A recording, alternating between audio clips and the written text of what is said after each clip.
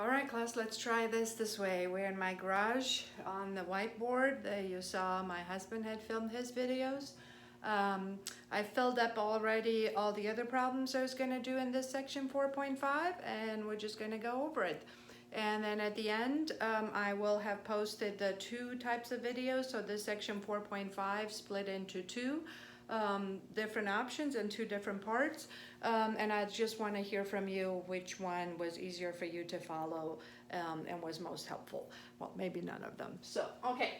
All right. So we already talked about in the first part of the properties of logs and how we get to use them. So I hope you watched the first part of the section, so you got familiar with the formulas.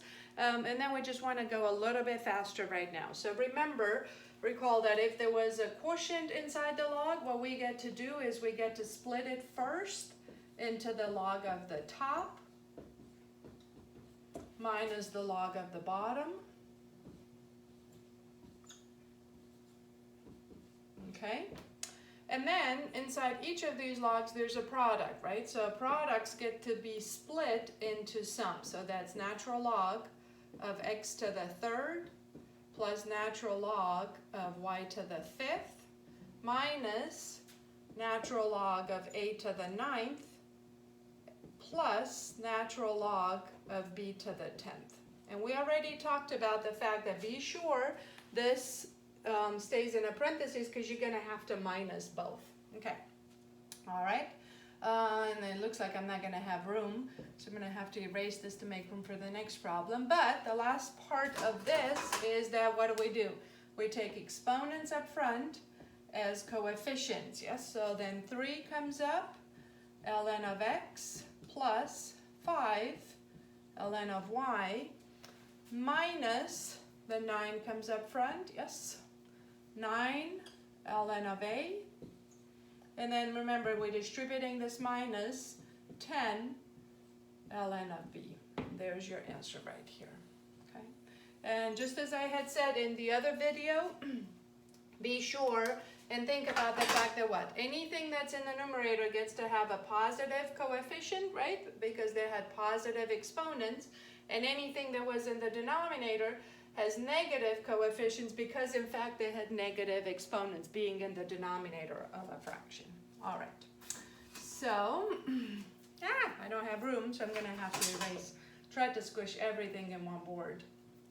All right, I'm going to erase this part. You guys saw it already.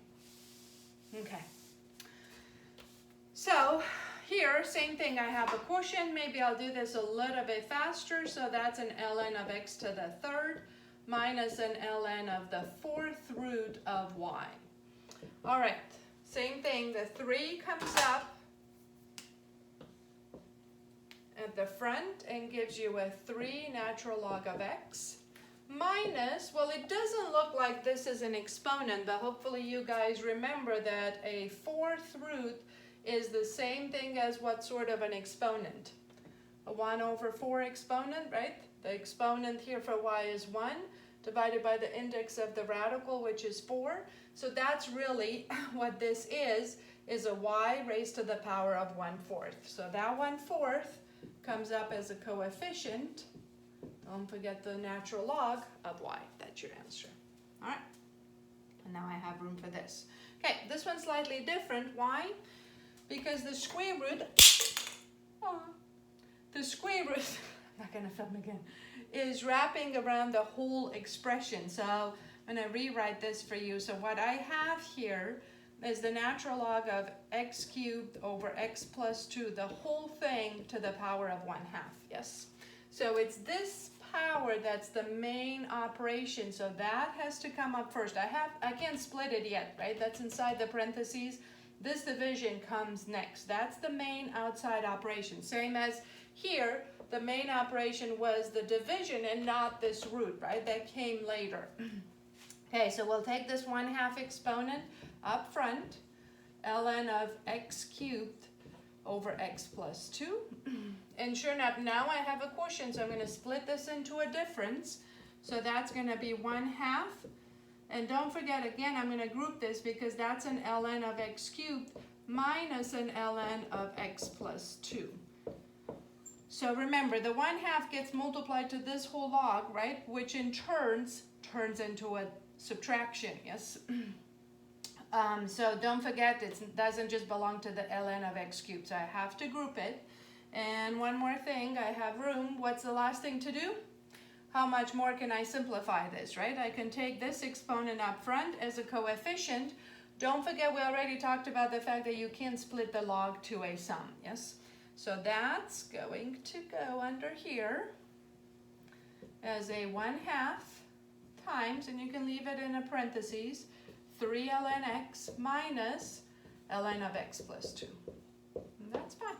If you want to distribute the 1/2 and make it 3/2 ln of x minus 1/2 ln of x plus 2, that's fine, but that's completely okay. All right. So what we want to do next is go backwards and combine them into a single log. So see how we split these up and we turn them into very, very simple logs that really have nothing inside but a simple x? Yes, or fine, x plus 2, because that can't be simplified any further. So what we want to do is go backwards and write all of this into a very important single log. So by the time you have your answer, there should be only one log written in there. And sure enough, this is pretty easy. What do I have here? A sum and another sum and another sum. So anytime you add up logs, that turns into one common log, that's what this one is, of multiply all their inside. So that's a 2 times an A times 11 and times the B. And sure enough, of course, if I simplify this a little bit more, I see this corner? Yeah, you do. That's going to be a common log of 22AB. And remember, what we wanted is definitely to have one log, a single log in our answer, which is what we do. Okay. All right. And there's that. So, there are a couple things. Same as, remember how we took the exponents up as last because that's the closest thing that happened to x. So that was the last thing to go. Now that's the first thing to make its way back up. So before I turn this into a quotient, I don't have a subtraction between two logs. I have a subtraction between 2 times a log and 3 times another log. So the first thing we're going to have to do is take these coefficients and put them back up as powers. So that's going to be an ln of a squared minus an ln of b to the third, right? So that's that rule number 3 backwards, right? Talked about that in the first part of the video, in the first part of the section, the other video. And then now I have a difference between 2 logs, and the difference between 2 logs is going to turn into 1 log of the quotient. And there it is. Ta-da! Okay. So finally, we'll do the same thing here one more time. So coefficients are to go up first as exponents. So we're going to get, and I'm going to write it underneath, as log with base 5 of x to the 1/2 plus log with base 5 of y to the 1/3 minus log with base 5 of z to the 5th. Okay. So the sum between logs turns into a product. So I'm going to right away write the whole full answer. So that's 1 log with base 5 of what? These two being a sum, they turn into a product. So see how we have the positive coefficients, positive exponents, or positive coefficients in the first place. Times this inside is a y to the 1/3, right? So the sum of 2 logs turns into 1 log of multiply their insides. The minus means what? Take this 1 log that you just got and divide it by the z to the 5th. So as you see, we have 1 log only of, these go at the top, they had the positive coefficients, so the positive exponents, yes. This goes on the bottom because it had the negative coefficient, so the negative exponent. All right, so just 2 more I have on those notes. What we want to do is basically use those properties 6 and 7 that told us that logarithms and exponents are inverse functions of each other. So there you have it. How can I simplify this? Well, there are a couple ways of looking at it. You can even use the properties from before and say, hey, I have an exponent. What I could do with this exponent, I can take it up front. So that's going to be an x times log with base 3 of 9. And then all you have to think about is what's log with base 3 of 9. That's a number, right? That's all numbers in here. So that's an x times, what exponent do you have to raise 3 to in order to get 9? And that's a 2, right? So this whole thing turns into 2. So you get 2x. Okay.